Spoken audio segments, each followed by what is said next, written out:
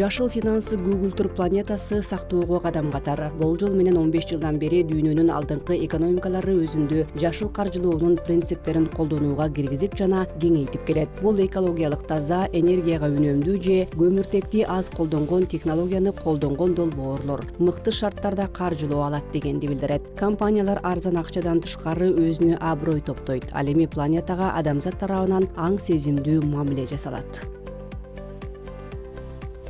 Казакстанда жашыл финансы тартуу зарылдыгы жөнүндө мамлекет башчысы бир нече жылдан бери айтып келет. Жашыл каржылоо механизмдери көп. Алардын бири компанияларга эмес, карапайым жарандарга тиешелүү. Бул ипотека жолу. Так ошол жашыл ипотека Казакстанда 2023 жылдын башынан иштей баштады. Анын оператору болуп турак жай сактык аманаттарына адистешкен өлкөдөгү жападан жалгыз банк, Отбасы банкы дайындалды.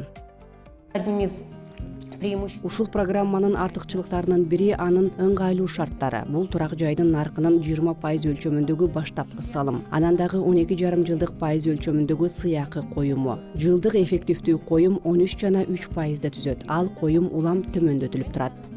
Насыялоонун ушул шарттары банктын башка программаларынан абдан пайдалуу айырмаланат. Анткени бул өлкөнүн экинчи деңгээли бардык банктардагы ипотека шарттарынан айырмаланат. Бирок андан пайдалануу үчүн тийиштүү экологиялык сертификациядан өткөн үйдөн батир тандоо керек. Бул эл аралык БРЭМ же LEED стандарттарына, Орусиялык ГОСТ стандарттарына же болбосо өлкөдө жашыл ипотека пайда болгонго чейин 2 жылдай мурда иштелип чыккан биздин өмүр стандарттарына шайкештик болушу мүмкүн. Өмүр сертификатын атайын ыйгарым орган берет жана шайкештик ал тарабынан алтын, күмүш жана коло сыяктуу 3 деңгээлде таанылышы мүмкүн. Азыркы таңда Казакстан Бүгүнкү күнү Казакстанда биринчи жолу өмүр экологиялык сертификаттоо мүмкүндүгү пайда болду. Бул биздин өзүбүздүн ата мекендик сертификат. Бул сатууга коюлган турак жай комплекстеринин кайсынысы сууну үнөмдүү, энергияны үнөмдүү, технологияларын колдонуу менен экологиялык материалдардан курулганы боюнча сатып алуучуга багыт берүү максатында иштелип чыгарылган. деп айта аламыз.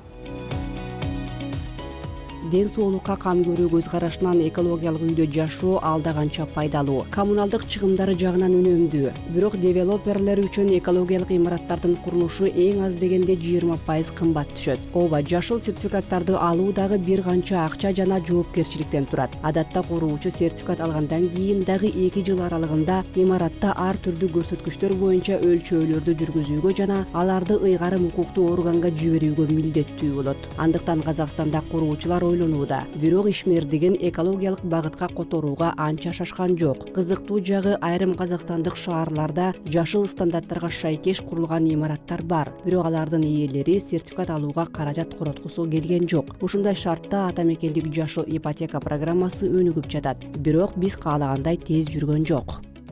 При запуске проекта, конечно же, долбоорлорду ишке киргизүүдө албетте биздин өнөктөштөр болгон куруучулардын саны аз болчу. Бирок бүгүнкү күнү ошол программа 6 аймакта. Айтсак, Алматы, Астана, Шымкент, Актөбе шаарларында, Абай облусунда жана Чыгыш Казакстан облусунда ийгиликтүү жүзөөгө ашырылып жатат. Эгерде Астана шаарын эске салсак, бүгүнкү күнгө карата биздин аманатчылар жашыл ипотека боюнча 5,5 миллиард теңге суммасында бүтүмдөрдү тариздеп турак жай алышты. 200дөн ашык батир алышты. Бүгүнкү күнгө карата куруучулар арасында кызыгуу өсүп жатат жана биз бул багытта куруучулар менен абдан тыгыз иштейбиз. Ушул стандарттарды жакшыртып жана ушундай үйлөрдү көбүрөөк курабыз деп ойлойм.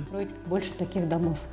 Курулуштагы жашыл технологиялар көптөгөн дүйнө өлкөлөрүндө өнүгүүдө. Статистика боюнча жашыл стандарттар боюнча сертификатталган имараттар 130 миңден ашты. Адатта жашыл курулуштар адамдар сууга жана энергияга чыгымдарды азайтууга абдан кызыктар аймактарда активдүү курулууда. Ал эми Казакстанда ушул эки ресурс салыштырмалуу арзан турат. Ошондуктан бул фактор жашыл курулуштун өнүгүшүнө түрткү болушу күмөндүү. Бирок бизде жакынкы келечекте өз үйлөрүндө экологиялык жагымдуу климат болушуна туруктуу талап болооруна көзү жеткен андардын катары көбөйүүдө. Балким мамлекет курулуш компанияларынын өзүнө түздөн түз багытталган түрткү берүүчү чараларды иштеп чыгышы мүмкүн. Кандай болсо дагы алдыга жылуу күтүлөт. Анткени жашыл финансынын маанисин жогорулатуу маселеси биздин мамлекет башчынын кайрылуусу деңгээлинде белгиленген.